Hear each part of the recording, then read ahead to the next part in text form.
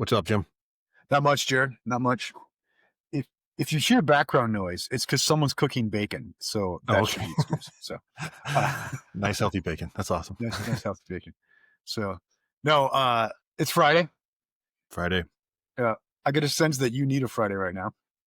Yeah, That's right. for sure. Yeah. That's And right. I actually love that the weather's cooled off. I love Nice. this. So Nice.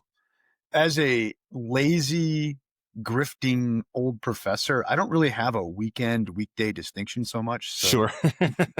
yeah, so and can I do a shout out to a Yeah, member of the Legion? let's do it. A certain Andrew Gomez, who is a Nice. loyal member of the Legion, former student. And I believe I actually sip from the Area 51 mug that he obtained for me. Nice. So do know we here at the GDB can be swaged by gifts. So That's right. That's right. that's right. So yeah. What are you reading this week? So this week, we read the Apology, Plato's Apology. We read Euthyphro as well. But I'm also listening to a series of lectures called London During the Times of Dickens. Okay. And so it's going through each one of his works and then kind of associating with what was going on in London at the time. Oh, that's cool. It's actually really, really interesting. It's one of those like just great courses that you can get on Audible, and Nice. it's pretty fun. So That's I'm a nice. huge Dickens That's guy. nice. So Yeah. So this week I did more writing than reading this week. nice. Wrote another big essay for my Substack, so I encourage the Legion to check that out. And to do that, I reread a bunch of Deleuze. Continue to work my way again through Lacan's Seminar 7, which I think we'll hear from today if things go well. And I've also been obsessing over a connection that I think I can draw between a series of unfortunate events and Thomas Pynchon's The Crying of Lot 49. Interesting. Okay. I am willing to say I think probably much of a series of unfortunate events is inspired by Thomas Pynchon.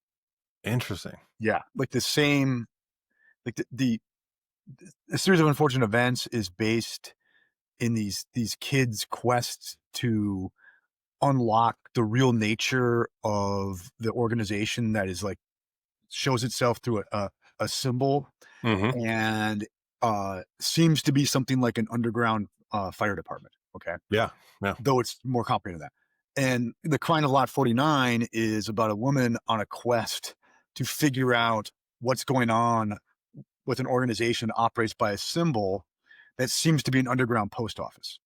Interesting. Yeah. Yeah. And they both digress into a world of paranoid evil. Right. That's So awesome. I, I've been spending too much time this week trying to connect a children's book series to Thomas Pynchon, but there it is. There it is. Yeah. There it is. Yeah.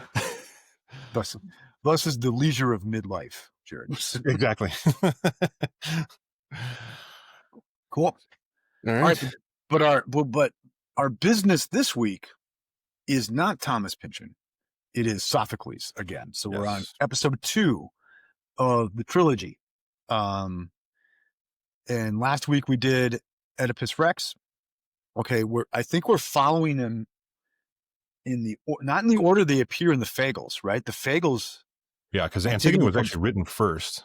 first. Yeah. Yeah, but chronologically we are doing right.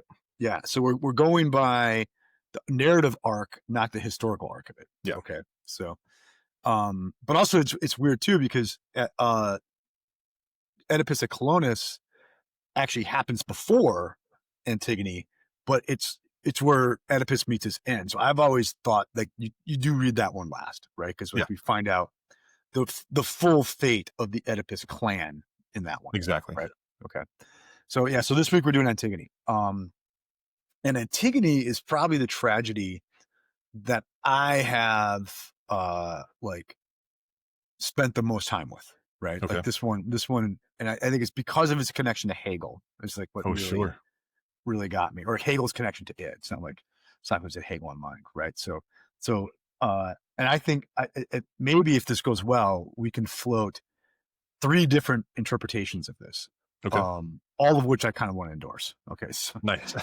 so yeah. All right. Excellent. So, Well, I kind of set up Oedipus. I don't know if you want to set up what's going on in this one. Yeah. So what happens is we all know that things end badly for old King Oedipus. It turns out that he is revealed as a creep, a committer of incest and the murder of his father. And he blinds himself and exiles himself from the city. Okay, he exiles himself from Thebes. And so now we're left with the question of who's running this thing. Okay. And his two sons are giving control of it. Okay. One of whom is Polynices, and now I'm forgetting the name of the other one. Do you remember? Teocles. Teocles, yeah. And they're supposed to, right? They're supposed to take turns, Mm-hmm. right? Okay. And of course that doesn't work. Okay. Mm-hmm. And so they, um, uh, Polynices leaves, and what is he attaches himself to an enemy city of Thebes, and comes back with an army to, I mean, basically says, I'm coming in there and I'm killing everybody. It's like, I'm going to Mm-hmm. burn the walls down. Like, this is Bronze Age stuff here, right? So Yeah. where he's coming in, and I think you have to understand that, is like, he didn't come back to like negotiate something. He came back there with an army to kill everybody there. Like, Yes. that's what goes on. Okay. So there's a bit of a fight, right? Eteocles comes out with his boys, Polynices comes out with his boys. There's a battle, and in the end, the two brothers kill each other. Okay, they kill each other. And basically, Ty goes to the defense, right? And Thebes gets to remain intact for the moment. Okay. Uncle Creon, right? You'll remember from Oedipus, is still there, and he assumes he can't call him the king, right? But he sort of assumes like a rectorship, right? Mm-hmm. Like he's Mm-hmm. gonna run this thing now. And but he gets to speak for the city. He says no one is allowed to bury Polynices. He's a traitor. He came here to kill us all. We're going to deny him burial, which for the Greeks is sort of like a second death, Mm-hmm. right? Mm-hmm. Because it's going to affect his standing in the afterlife, right? Um, and so it's like the ultimate penalty. It's the complete dishonor, and it's assurance of a bad place in Hades or something like that, right? Yeah. And so there's two sisters. Okay, I can't remember if they're mentioned in Oedipus Rex or not, but we have two sisters, um, Antigone, right, and Ismay, right. And Antigone basically says, "The hell I won't." Okay, so she insists on burying her brother. Okay. Um, and Ismay is kind of weak sauce. She's like, "Well, you can't do that because we're girls, right?" Okay, Yeah. and Antigone's like, "I don't care." And we'll get into maybe in a bit here, like exactly what she says is very revealing about why she won't do it. She defies the order. Um, Creon says, "Well, if you do this, I'm gonna have you executed, right? Okay, we can't have this sort of thing in our city." So she does it. He is preparing to have her executed in a very interesting way. We'll get into that. Turns out she's engaged to Creon's son, right? Mm-hmm. Creon's son, in true tragic form, says, "Daddy, if you kill my girlfriend, I'll kill myself." Mm-hmm. Right? Mom weighs in, "Don't do it. I don't want the boy to kill himself, whatever I think of the daughter," right? All this. And excuse me. And Creon persists, right? "No, we have to have a law in the city. We can't have this. I'm going to go through with it." He sentences her to death by starvation. So it's an interesting, he doesn't really want to own it. Like he's like Yep. going to lock her away. He's going to like have food put outside the tomb she's locked in. So technically I fed her, and then just let nature take its course, right? It's like the worst abuse of the doctrine of double effect in the history of literature, right? Okay. And well, actually Nagasaki, but right. And he's going to allow her to starve to death. Um, Interestingly, though, this is important, I think. Tiresias shows up, says, "Look, dude, you're being unreasonable." Okay. Creon takes the counsel from the oracle, Mm-hmm. right? Mm-hmm. Creon blinks. Creon is going to let her off the hook, but she kills herself despite him before he can take it off. to get her off the Mhm. hook. That's important. Okay.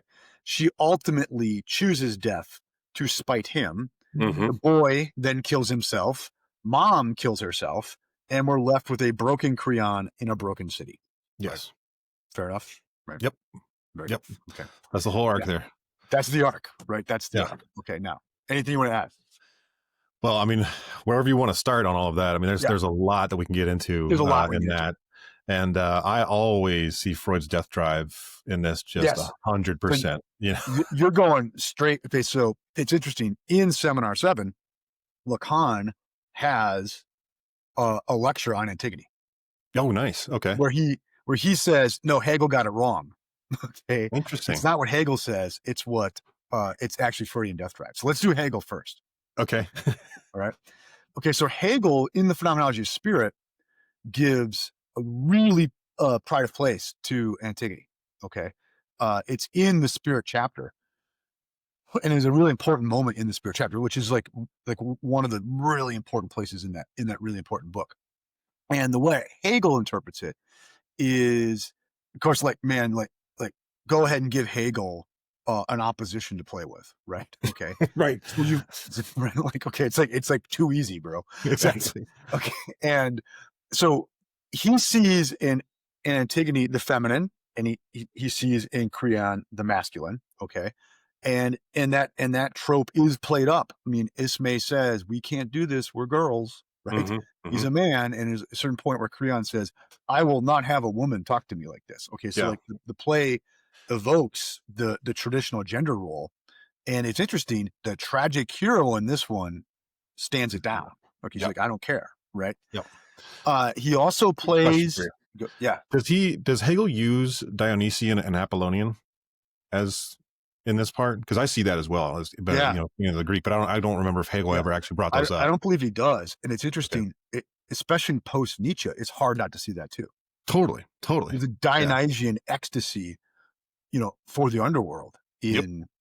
in Antigone, and there's an Apollonian appeal to reason Yep. in Korea. I think But that's in the Antigone, there's a love and death relationship, right? yes, Like she 100%. every time she talks about love, she talks about death. Yeah, So exactly. I know. Well, yeah. See, this is where Lacan, I think, has maybe an advantage here, right? okay. Right. And so also Hegel sees this opposition between the family, the demands of the family, and the demands of the state, Hmm. right? The polis. Okay. And like, because when Antigone appeal, a lot of Catholics get tricked here and think that like Antigone represents like the natural law or something. Because she keeps saying the law of the gods or that. What she means is the gods of our household, Hmm. right? Like this is what is demanded of the deities to which the Oedipus family is aligned, that they Hmm. demand this. It is a very particular claim of the tradition of a family, right? Yes. Okay, and it's and whereas the state now, the newly forming polis at the time, you can kind of see what Sophocles is up to. You're saying, look, we don't have time for that crap anymore, right? There's Yep. a broader universal world now that is the city, that has to take a back seat to. Like whatever your household gods demand of you, we don't have time for that. Do you see what I mean? Like Hegel Yep. sees that it's a particularity of tradition facing off against the universality of a higher law, right? Yes. So if you want to look for natural law, you would actually look more towards Creon than Creon. you Yeah. would towards Antigone. I think Hegel's right on that. Okay. And so then you do have a face off of tradition versus pure reason now, right? Hmm. Okay, et cetera, et cetera. And what's interesting then on the Hegelian read is they destroy each other, right? Rewind real quick. And this is important for both Hegel and Lacan, is at one point, I find this is a really pivotal moment in the play. Antigone says, if this was if it was like my husband, I wouldn't care. You know what? Because I can get another man, Yep. right?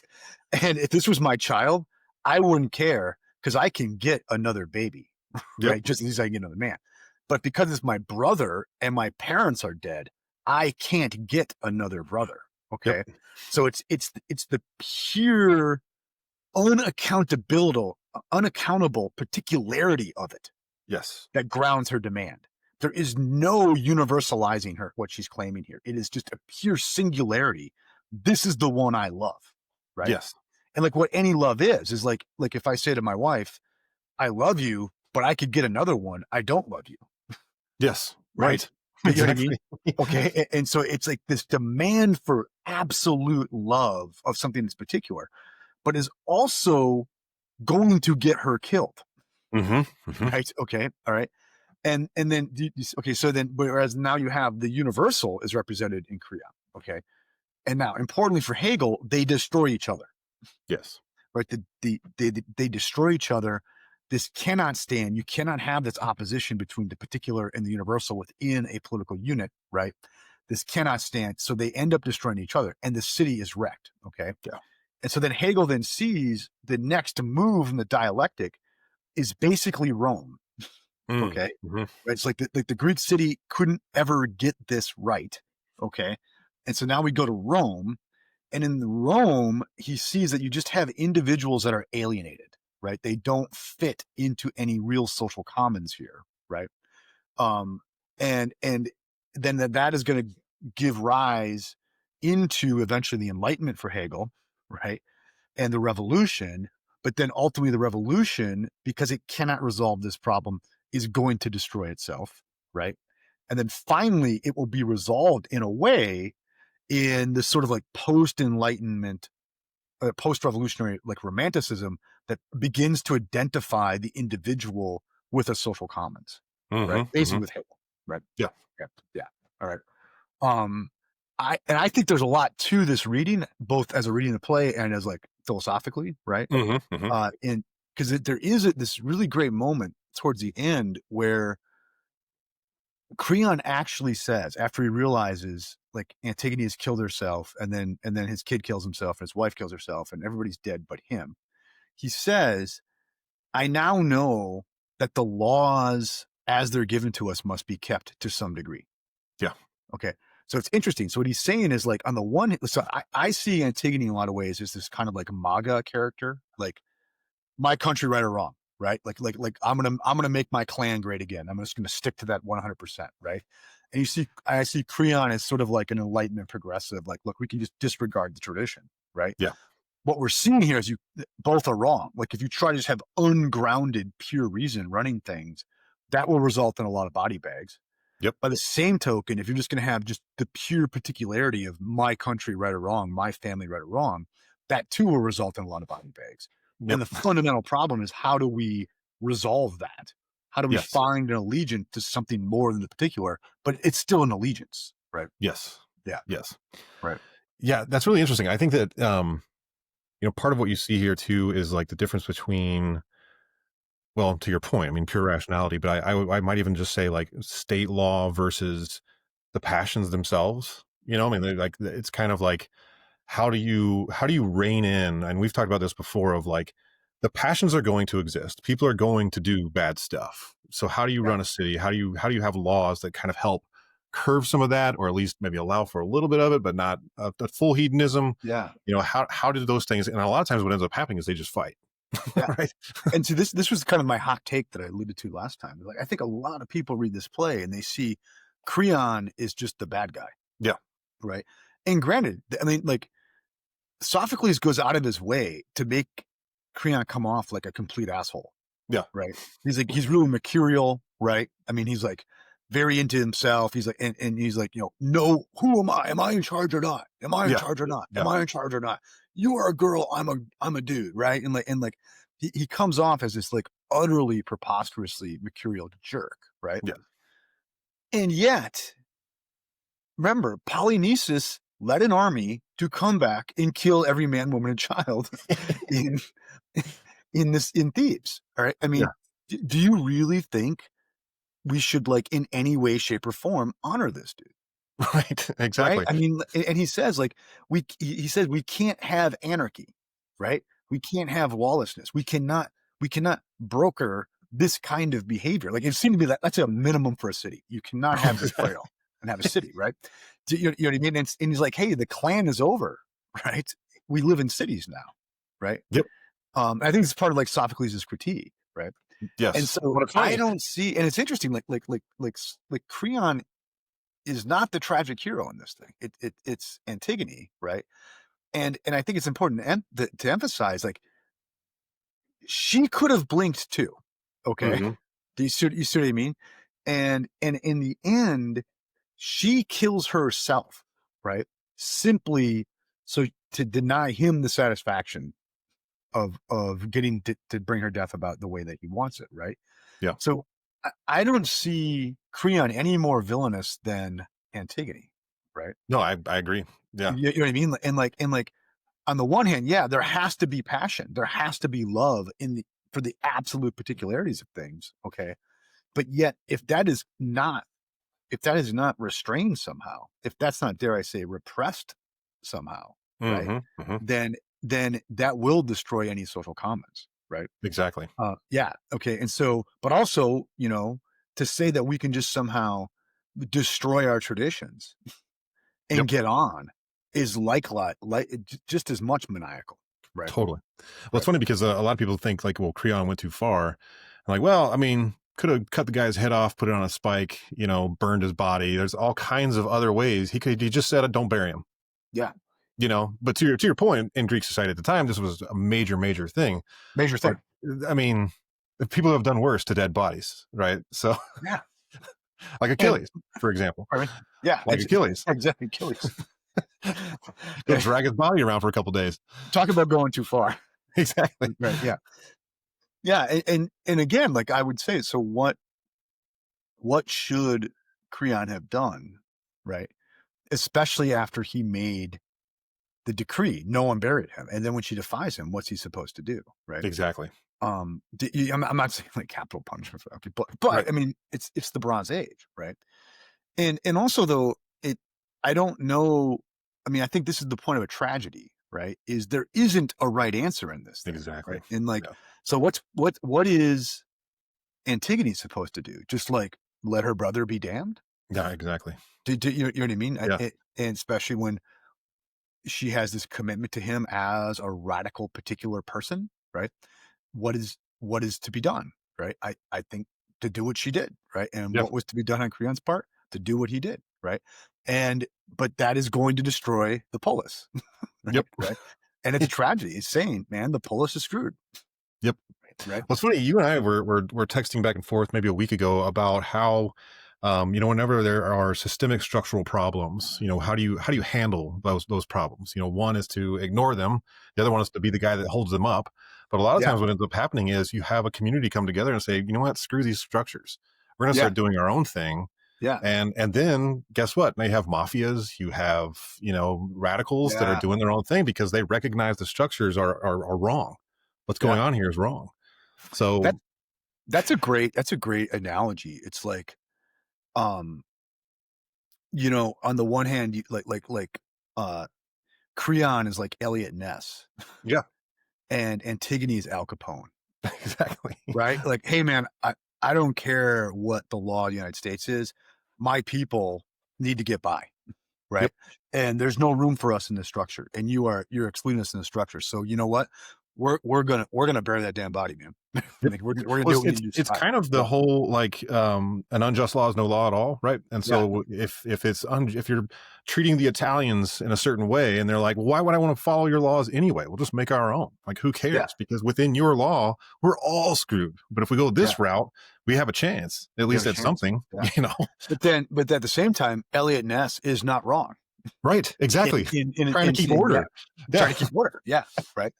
Um, and you can see why then Hegel looks at this thing and, well, here's my point about everything. Like we live in contradiction, always looking for another move of the dialectic wherein the two sides of the contradiction can remain contradictory, but yet be somehow contained in a whole. Right. Hmm. Hmm. Right. I would say we're still waiting. Right. Right. Yeah, Right. that synthesis hasn't come around yet, I don't think. Yeah, I don't. Yeah. Well, and the thing that and note, um, to a friend of the show, Todd McGowan, uh, Todd will point out to you in the phenomenology of spirit, like the phrase synthesis really does not happen, Yeah. right? Like Todd will point out, like for Hegel, ultimately, what synthesis is, what the sublation is, the Aufhebungen is just to learn to live with the contradiction, Yes. to live with the alienation, right? Yep. Um, and now we can talk about how does that work? Like, because we have to decide whether we bury this kid or not, right? Yep. But there is no, at least in the Hegel phenomenology spirit, Todd's convinced me there is no ultimate like revelation that it turns out they weren't contradictory at all. No, they are contradictory. Hmm. But what enlightenment is ultimately, or what spirit is to learn to live with the contradiction. Yeah. Yep. Yeah. Um, yeah. So, and so I think there is something to the Hegelian reading of this, very For much sure. so. I agree. Yeah. Both as a reading the text and as like advice to us. Right. Yes. Okay. But you mentioned Death Drive. Oh, yeah, absolutely. Okay. And okay, so I'm gonna actually pull out Lacan here, right? So um I've got a passage for you. Do you mind? Let's do it. So I'm in Lacan Seminar 7. Okay. I'm going to Uh be looking for a specific line in Antigone. So while you read that, Pardon me? I'm going to be looking for a specific line in Antigone. Cool. Excellent. Yeah. Yeah, because there's some like great stuff where she basically says, like, I love death. Right. Exactly. Yeah, I speak for death, right? Yep. Okay. Um, so this is basically Lacan's last comment on Antigone in his lecture. Okay, so I'm gonna quote Lacan. Between the two of them, Antigone chooses to be purely and simply the guardian of the being of the criminal as such. No doubt things could have been resolved if the social body had been willing to pardon, to forget, and cover over everything with the same funeral rites. It is because the community refuses this that Antigone is required to sacrifice her own being in order to maintain that essential being, which is the family's ate. And that is the theme or true axis on which the whole tragedy turns. Antigone perpetuates, eternalizes, and immortalizes that ate, right? Hmm. And I believe the way Lacan translates ate, it's ate with an emphasis, is like folly, Hmm. uh, like basically tragedy. Okay. And earlier, just a couple pages before that, he want to mention this also. I won't quote it, but he associates it with um Freud's Das Ding, the thing. Okay. Okay.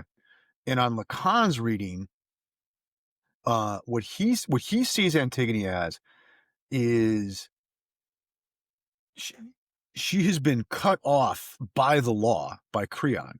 Okay. So for Lacan, like Creon's the superego, right? Okay. Okay, which is like Kantian moral reason, right? Sure. So she's been cut off by that. Okay, she's been castrated by that. Like her original contact with being as such has been now cut off and mediated by that, right? Okay, it's the symbolic order. But yet there's still a gap in the symbolic order, right? Yes. And and that's the criminal. That's her treasonous brother, right? This thing that she's by the standards of the symbolic order, she is not supposed to love, but she is fatally attracted to, right? Yes. And what she insists on is getting in touch with das Ding, the thing, the real thing that I'm missing because of the symbolic order. And that means she has to become as if dead to the symbolic order. It's death Hmm. drive, right? Like, and she's going to enjoy her own destruction by constantly pushing for the criminal, right? For that Hmm. Hmm. forbidden, right? That which transgresses symbolic order, right? And so like he sees in her like really an archetypical character of Freudian death drive, right? Wow. Yeah. Yeah, yeah, right. And once again, I think like you're seeing it. You saw it all over, right? Like that. Totally. It's not hard to see. Yeah. Right? If you've read any Freud, any Lacan, it's not hard to see it. Yeah, very Exactly. much so. Yeah. I mean, because there's a debate on whether or not she just the entire time decides, you know what, I want to die.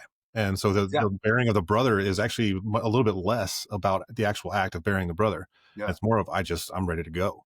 yeah, And she actually sees it as this kind of like glorious exit into the yeah, real, right? yeah, There's a line here where they're talking about basically like, whether you should or should not do this. And she's talking to the chorus. And says, then why delay? Your moralizing repels me. Every word you say, pray God it always will. So naturally, all I say repels you too. Enough. Give me glory. What greater glory could I win than to give my own brother a decent burial? So I think that's actually her talking about her own burial, to be honest. yeah, I think 100%. that's Yeah, Lacan says that actually. Lacan does exactly that. Yeah, because she knows if I do it, I'm dead. Yeah. And so yeah, I'm going to win the glory because I'm going to the real or whatever. Because what did she want? She wanted to transgress the symbolic order Yep. that both structures her life and prevents her from touching the real.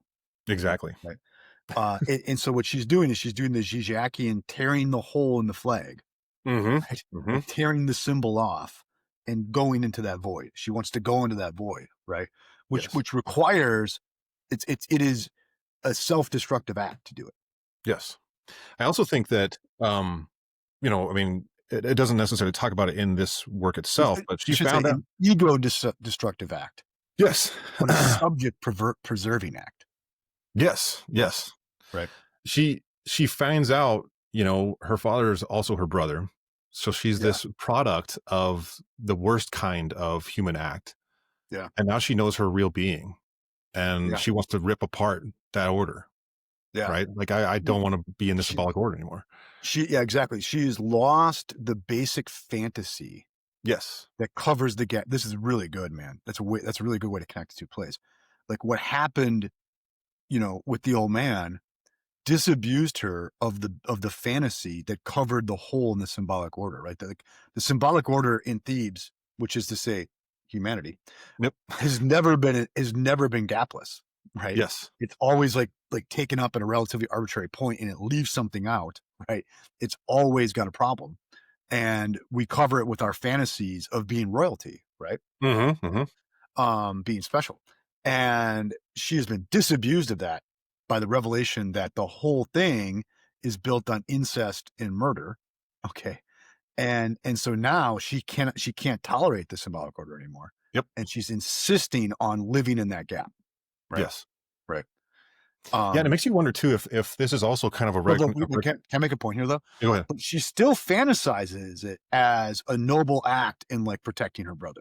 Yes. But really what it is it's just better dead than red, right? Exactly. You know what I mean? Better to like live in the void than to continue on. But she can't really accept that she's got to fantasize this noble struggle, right? Yes. And that's very Freudian, it's very Lacanian, right? Yeah. Yeah. I wonder too if it's recognizing the lies that are built on the very structures Creon's trying to hold up. Yeah. Right. Yes. Like the very thing that I just realized I was repressing is being held up by these new structures. Yeah. And I F that. Like no, that thing needs to go down, Yeah. So yeah. And yet though, right, Creon the superego has a point, right? Like, well, Yeah. look, and we need a city, dude. You know what I mean? Yeah. Structures need to exist.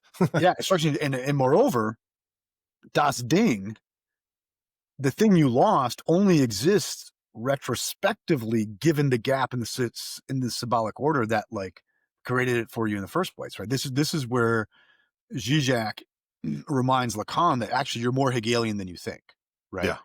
Right. You know what I mean?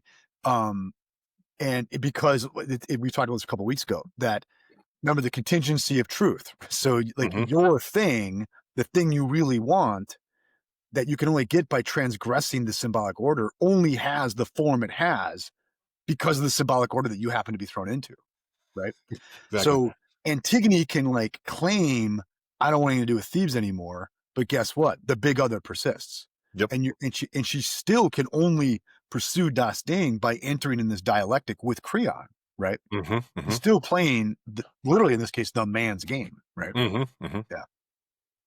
Yeah, there's a really it's a little lengthy, but it's one of my favorites in the whole play. So if you don't mind, I'm gonna quote it. So this is actually you don't have to apologize to me for reading Sophocles. There you go.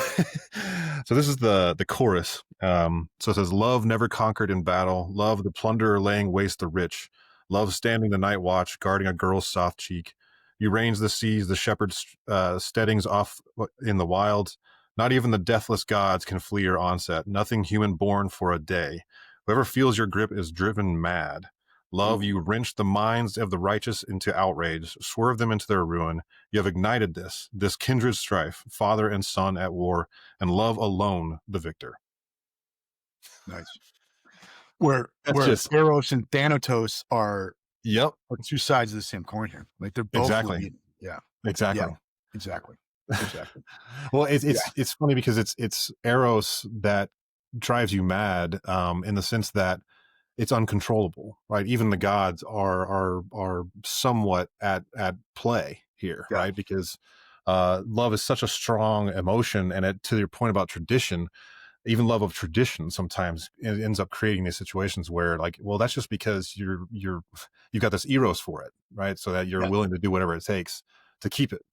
But it's something to be wary of, actually. Yeah, exactly. Right. And then think of it like the whole thing is subliminated eros, right? Hmm. Hmm. Right. Okay. But the process of sublimation prevents us from like complete sublimation is not possible, right? Hmm. Like at some point there has to be satisfaction that's unmediated, but the problem is the symbolic order won't have that, right? And so that's why there's always the gap. And that's Yep. why Eros is always coming with Thanatos, right? Right. You know what I mean? At some point, right? Like we want to get Das Ding and we're going to wreck ourselves. We have to wreck ourselves as symbolic beings to do it. Yeah. Right. Right. And this is why we're always in our own way. Yes. Yeah. Yes. Yeah, it's interesting. Now we've kind of gone through both Marx, I'm sorry, not Marx, Hegel and Lacan on this. I find myself agreeing with both, Yeah. in just kind of a different way of reading it. Yeah. But I still see Lacan's interest in the death drive as like a major way of reading this, because I don't think enough people understand Antigone through that. To be honest, it's always Yeah. either Hegel or some other way of reading it. But Yeah. Definitely. Yeah. I think that's a clear insight into what Antigone is really about. I agree. I agree 100%. And obviously for me, this notion of the death drive has become really important, right? Yeah. Right. And also I think, whatever Hegel's like actual reading of the play is, I do think the death drive reading is an even better Hegelian reading, Nice. right? Because once again, like because she can only there's only the room for her act of rebellion against the symbolic structure, right?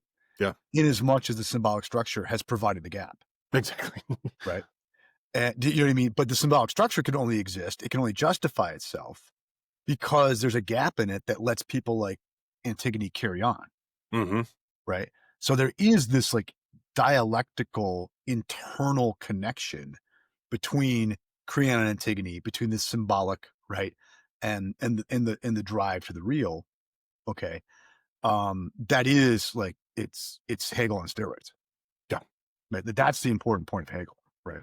absolutely. Right. And so I think, I mean, I don't know, it's silly to like pick, but I think for me now where I am, although like I wrote an essay on my Substack a couple of years ago where I go just drippy over the Hegelian reading, right? Okay. Nice. But now I think if you ask me like what's the more fruitful read, I'd probably go Lacan. Right. Yeah. Well, cool, man. We got through the second play. Got through the second. Yeah. Now, next time we're gonna do the one that most people don't bother reading, but Yep. I think it, I think I it's worth think your time. it's very much worth our time, and I think there's a reason why our guy Sophocles capped it off Exactly. with this one, right? And well, here's like a little teaser. We're gonna see that this play brings Oedipus and his band of miscreant relatives a bit close to home for the original audience of this play. Nice. Yeah. Nice. Oh, and next week we are going to do a special episode for our Patreon supporters. For Halloween, we're going to do Halloween. some Edgar Allan Poe. So Yeah. if you're Yes. not currently in the Patreon Yeah. supporting line, sign You up. know, we're doing Poe, we've done Lovecraft, right? There's kind of a horror literature feel here Yeah. to GDB, but I like it. Right. Yeah. So please, if you can help us out, support us a little bit, and for your efforts, you'll get our take on a couple of stories by Poe. I don't think we've picked the stories yet, right? No. Yeah. I haven't. I think we'll do a few, right? And like true to Jared, my form, we'll do one that's like just standard. You can't talk about Edgar Allan Poe without talking about that, and then we'll maybe do one or two deep cuts. Nice. That sounds Right? good to me. Yep, I like that. Cool, man. Cool, man. All right. Well, This hey, was fun. thank you, Jared. Thank you. Remember to like, subscribe. Abuse the share button. We appreciate that, right? Absolutely. Bury that share button. Bury it, man. Hit it Bury so it. hard it Right? buries. Put the dirt on it. Yep. Cool. All right. All right, Appreciate it. man. Thank you, Jared.